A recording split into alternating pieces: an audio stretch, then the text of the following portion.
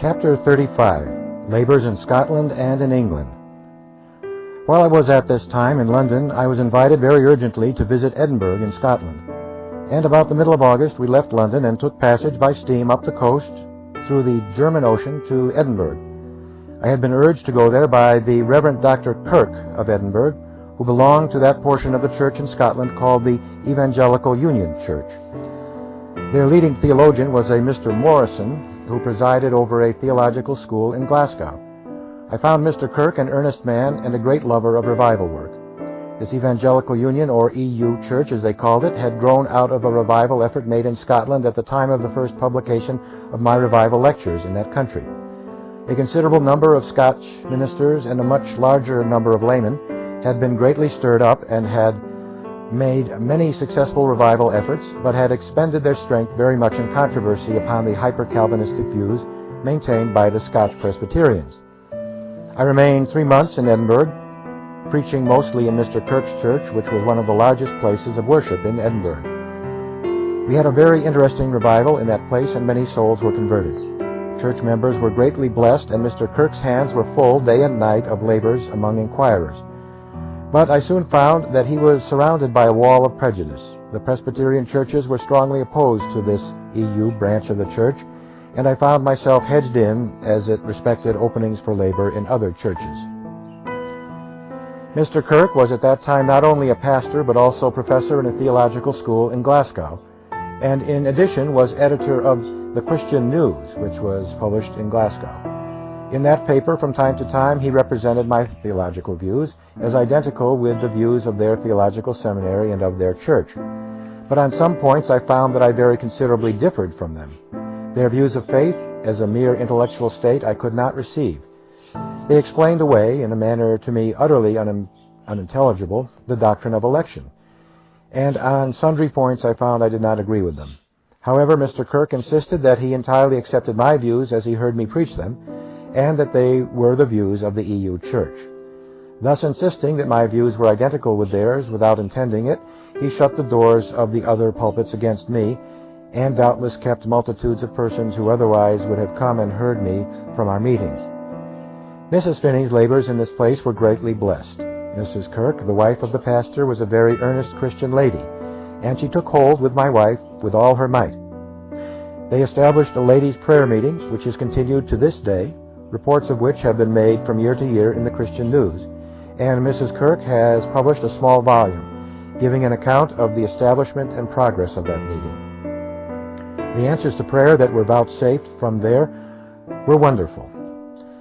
Requests have been sent from various parts of Scotland to them to pray for various places and persons and objects. The history of that meeting has become one of uncommon encouragement. From that sprung up similar meetings in various parts of Scotland, and these have put the women of Scotland very much in a new position in regard to personal efforts in revivals of religion. After remaining in Edinburgh 3 months and seeing there a blessed work of grace, we accepted an invitation to go to Aberdeen, and in November we found ourselves in that city, which is near the northern extremity of Scotland. We were invited there by a Mr. Ferguson, also a minister of the EU Church, and an intimate friend of Mr. Kirk. He had been very much irritated and was at the time we arrived there with the opposition that he met from the Presbyterian and Congregational churches. His congregation was still more closely hedged in by prejudice than Mr. Kirk's. He was an earnest Christian man, but had been chafed exceedingly by the opposition which had enclosed him like a wall. At first I could not get a hearing except with his own people, and I became a good deal discouraged, and so did Brother Ferguson himself. At the time of this discouragement, Mr. Davison, a congregational minister of Bolton in Lancashire, wrote me a very pressing letter to come and labor with him. The state of things was so discouraging at Aberdeen that I gave him encouragement that I would go. But in the meantime, the interest greatly increased in Aberdeen, and other ministers and churches began to feel the influence of what was going on there.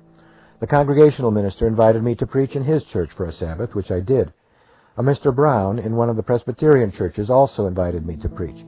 but at the time my hands were too full to accept his invitation, though I intended to preach for him at another time. Before this, I should have said that the work in Mr. Ferguson's congregation had begun and was getting into a very interesting state.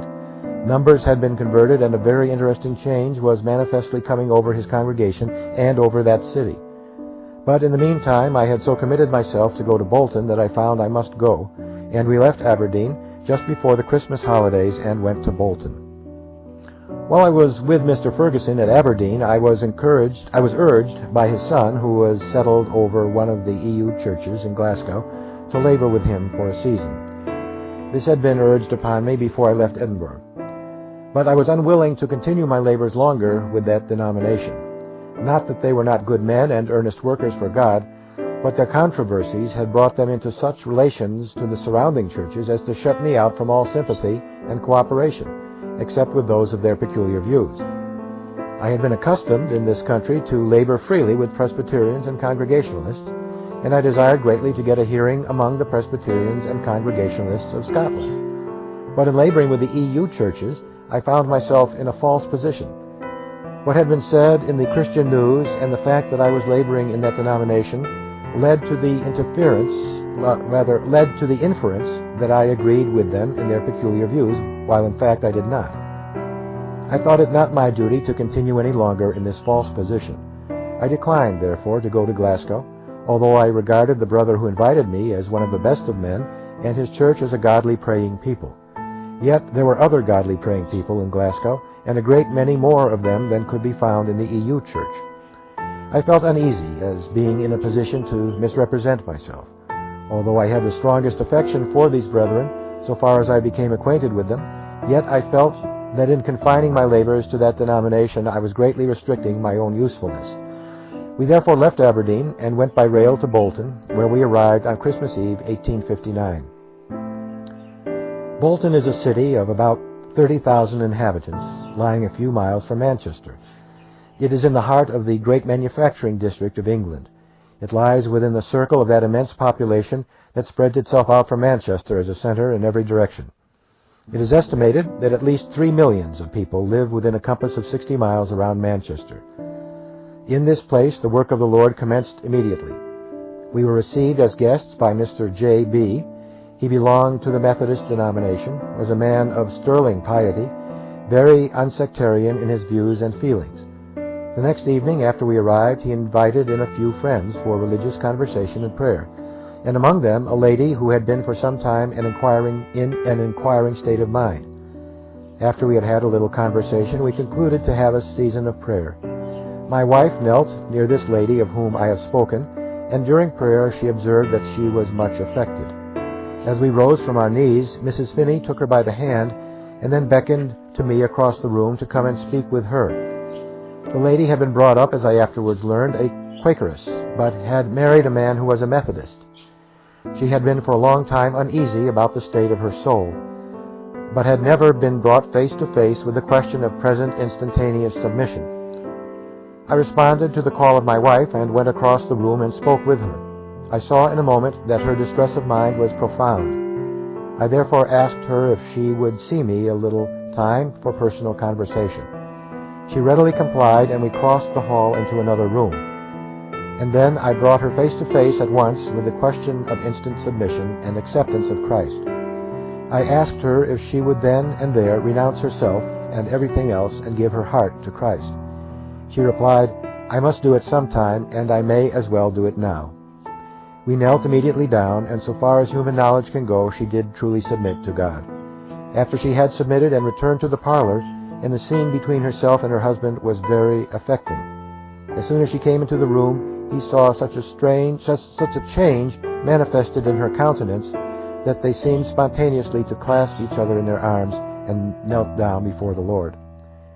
We were scarcely seated before the son of Mr. B. came into the parlor, announcing that one of the servants was deeply moved.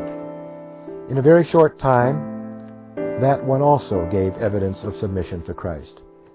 Then I learned that another was weeping in the kitchen, and went immediately to her, and after a little conversation and instruction, she too appeared to give her heart to God.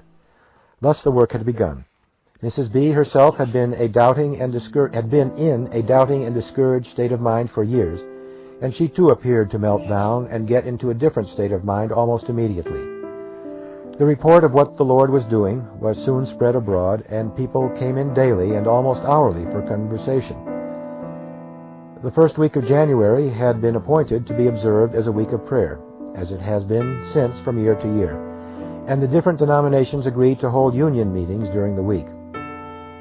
Our first meeting was in the chapel occupied by Mr. Davison, who had sent for me to come to Bolton. He was an independent, what we in this country call a Congregationalist. His chapel was filled the first night. The meeting was opened by a Methodist minister who prayed with great fervency and with liberty that plainly indicated to me that the Spirit of God was upon the congregation and that we should have a powerful meeting. I was invited to follow him with some remarks. I did so and occupied a little space in speaking upon the subject of prayer. I tried to impress upon them as a fact that prayer would be immediately answered if they took the stumbling blocks out of the way and offered the prayer of faith. The word seemed to thrill through the hearts of Christians. Indeed, I have seldom addressed congregations upon any subject that seemed to produce a more powerful and salutary effect than the subject of prayer. I find it so everywhere. Praying people are immediately stirred up by it to lay hold of God for a blessing. They were in this place. That was a powerful meeting. Through the whole of that week, the spirit of prayer seemed to be increasing, and our meetings had greater and greater power. About the third or fourth day of our meetings, I should think, it fell to the turn of a Mr. Best, also a Congregational minister of Bolton, to have the meeting in his chapel. There, for the first time, I called for inquirers. After addressing the congregation for some time, in a strain calculated to lead to that point, I called for inquirers, and his vestry was thronged with them. We had an impressive meeting with them, and many of them, I trust, submitted to God. There was a temperance hall in the city which would accommodate more than any of the chapels. After this week of prayer, the brethren secured the hall for preaching, and I began to preach there twice on the Sabbath and 4 evenings in the week. Soon the interest became very general. The hall would be crowded every night, so that not another person could get so much as within the door. The Spirit of God was poured out copiously. I then recommended to the brethren to canvass the whole city, to go 2 and 2 and visit every house, and if permitted, to pray in every house in the city. They immediately and courageously rallied to perform this work. They got great numbers of bills and tracts and posters and all sorts of invitations printed and began the work of canvassing. The Congregationalists and Methodists took hold of the work with great earnestness. The Methodists are very strong in Bolton and always have been since the day of Wesley. It was one of Wesley's favorite fields of labor, and they have always had there an able ministry and strong churches. Their influence was far in the ascendancy there over all the other religious denominations. I found among them both ministers and laymen who were most excellent and earnest laborers for Christ. But the Congregationalists too entered into the work with great spirit and energy, and while I remained there, at least all sectarianism seemed to be buried. They gave the town a thorough canvassing, and the canvassers met once or twice a week to make their reports and to consider farther arrangements for pushing the work. It was very common to see a Methodist and a Congregationalist hand in hand and heart in heart going from house to house with tracts and praying wherever they were permitted in every house and warning men to flee from the wrath to come and urging them to come to Christ. Of course, in such a state of things as this, the work would spread rapidly among the unconverted. All classes of persons, high and low, rich and poor, male and female, became interested. I was in the habit, every evening I preached, of calling upon inquirers to come forward and take seats in front of the stand. Great numbers would come forward, crowding as best they could through the dense masses that filled every nook and corner of the house. The hall was not only large on its ground floor, but had a gallery which was always thronged. After the inquirers had come forward, we engaged in a prayer meeting, having several prayers in succession while the inquirers knelt before the Lord. The Methodist brethren were very much engaged, and for some time were quite noisy and demonstrative in their prayers when sinners came forward. For some time I said nothing about this, lest I should throw them off and lead them to grieve the Spirit. I saw that their impression was that the greater the excitement, the more rapidly would the work go forward. They therefore would pound the benches, pray exceedingly loud, and sometimes more than one at a time. I was aware that this distracted the inquirers and prevented their becoming truly converted, And although the numbers of inquirers was great and constantly increasing, yet conversions did not multiply as fast as I had been in the habit of seeing them, even where the number of inquirers was much less. After letting things pass on so for 2 or 3 weeks until the Methodist brethren had become acquainted with me and I with them, one evening, upon calling the inquirers forward, I suggested that we should take a different course. I told them that I thought the inquirers needed more opportunity to think than they had when there was so much noise, that they needed instruction and needed to be led by one voice in prayer, and that there should not be any confusion or anything bordering on it if we expected them to listen and become intelligently converted. I asked them if they would not try for a short time to follow my advice in that respect and see what the result would be. They did so, and at first I could see that they were a little in bondage when they attempted to pray, and a little discouraged because it so crossed their ideas of what constituted powerful meetings. However, they soon seemed to recover from this because I think they were convinced that although there was less apparent excitement in our prayer meetings, yet there were many more converted from evening to evening. The fame of this work spread abroad, and soon persons began to come in large numbers from Manchester to Bolton to attend our meetings. And this, as always was the case, created a considerable excitement in that city and a desire to have me come thither as soon as I could. However, I remained in Bolton, I think, about 3 months, perhaps more. The work became so powerful that it broke in upon all classes and every description of persons. Brother B had an extensive cotton mill in Bolton and employed a great many hands, men and women. I went with him down to his mill once or twice and held meetings with his operatives. The first time we went, we had a powerful meeting. I remained with them till I was as much fatigued, and then returned home, leaving Brother B still to pray with and instruct them. When he came home, he reported that not less than 60 appeared clearly to be converted that evening among his own hands. These meetings were continued till nearly all his hands expressed hope in Christ. There were a great many very striking cases of conviction and conversion at that time, although I kept cool myself and endeavored to keep the people in an attitude in which they would listen to instruction and would act understandingly in everything they did. Still, in some instances, persons for a few days were too much excited for the healthy action of their minds, though I do not recollect any case of real insanity. One night, as I was standing on the platform and preaching, a man of the congregation rose up and crowded his way up to the platform and said to the congregation, "I have committed a robbery." He began to make confession, interrupting me as I was preaching. I saw that he was overexcited, and Brother Davison, who sat on the platform, stepped up and whispered to him and took him down into a side room and conversed with him. He found that he had committed a crime for which he was liable to be transported. I gave him advice and heard no more of it that evening. Afterwards, the facts came more fully to my knowledge, but in a few days the man obtained a hope. One evening, as I preached on confession and restitution, and it created a most tremendous movement among businessmen, one man told me the next day that he had been and made restitution, I think, of £1,500 in a case where he thought he had not acted upon the principle of loving his neighbor as himself. The consciences of men under such circumstances are exceedingly tender. The gentleman to whom I have just referred told me that a dear friend of his had died and left him to settle his estate. He had done so and simply received what the law gave him for his labor and expense. But he said that in hearing that sermon it occurred to him that as a friend and the Christian brother he could better afford to settle that estate without charging anything than the family could afford to allow him the legal fees. The Spirit of God that was upon him led him to feel so keenly that he immediately went and refunded the money. There was a case in Rochester, New York, that I have forgotten to mention, but that may just as well be mentioned in this place of the same kind.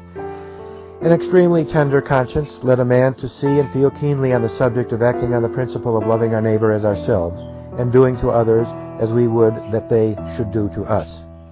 A man of considerable property was converted in one of the revivals in Rochester in which I labored, who had been transacting some business for a widow lady in a village not far distant from Rochester. The business consisted in the transfer of some real estate for which he had been paid for his services some $1,500 or $1,600. As soon as he was converted, he thought of this case, and upon reflection he thought he had not done by that widow lady and those fatherless children as he would wish another to do by his widow and fatherless children should he die. He therefore went over to see her, and stated to her his view of the subject as it lay before his mind. She replied that she did not see it in that light at all, that she had considered herself very much obliged to him indeed, that he had transacted her business in such a way as to make for her all she could ask or expect. She declined, therefore, to receive the money which he offered to refund. After thinking of it a little, he told her that he was dissatisfied and wished that she would call in some of her most trustworthy neighbors, and they would state the question to them. She did so, called in some Christian friends, men of business, and they laid the whole matter before them. They said that the affair was a business transaction, and it was evident that he had transacted the business to the acceptance of the family and to their advantage, and they saw no reason why he should refund the money. He heard what they had to say, but before he left the town, he called on the lady again and said, "My mind is not at ease. If I should die and leave my wife a widow and children fatherless, and a friend of mine should transact such a piece of business for them, I should feel as if he might do it gratuitously, inasmuch as it was for a widow and fatherless children." Said he, "I cannot take any other view of it than this," whereupon he laid the money upon her table and left. Another case occurs to me now which illustrates the manner in which the Spirit of God will work in the minds of men when their hearts are open to His influence. In preaching in one of the large cities on a certain occasion, I was dwelling upon the dishonesties of business and the overreaching plans of men, and how they justify themselves in violations of the golden rule. Before I was through with my discourse, a gentleman arose in the middle of the house and asked me if he might propose a question. He then supposed a case, and after he had stated it, asked me if that case would come under the rule that I had propounded. I said, "Yes, I think that it clearly would." He sat down and said no more, but I afterwards learned that he went away and made restitution to the amount of $30,000. I could relate great numbers of instances in which persons have been led to act in the same manner under the powerfully searching influences of the Spirit of God. But to return from this digression, the work went on and spread in Bolton until one of the ministers who had been engaged in directing the movement of canvassing the town said publicly that they found that the revival had reached every family in the city, and that every family had been visited. If we had had any place of worship large enough, we should probably have had 10,000 persons in the congregations from evening to evening. All we could do was to fill the hall as full as it could be crowded, and then use such other means as we could to reach the multitudes in other places of worship. I recollect a striking case of conversion among the great mill owners there. I had been told of one of them that was a very miserly man. He had a great thirst for riches, and had been spoken of as being a very hopeless case. The revival had reached a large number of that class of men, but this man had seemed to stand out, and his worldly-mindedness and his miserly spirit had seemed to eat him up. But contrary to my expectations and to the expectations of others, he, in his turn, called on me. I invited him to my room and had a very serious conversation with him. He acknowledged to me that he had been a great miser, and that he had once said to God that if he would give him another 100,000 pounds, he would be willing to be eternally damned. I was very much shocked at this, but could clearly see that he was terribly convicted of the sinfulness of that state of mind. I then repeated to him a part of the 6th chapter of Matthew, where Christ warns men against laying up treasure on earth, and recommends them to lay up treasure in heaven. I finally came to that verse, "But seek first the kingdom of God and His righteousness, and all these things shall be added unto you." He leaned toward me and appeared to be as much interested as if it were all new to him. When I repeated to him this verse, he said to me with the utmost earnestness, "Do you believe that?" I said, "Be sure I believe it. It is the Word of God." "Well then," said he, "I'll go it," and sprang upon his feet in the utmost excitement. "If that is true," said he, "I will give up all to Christ at once."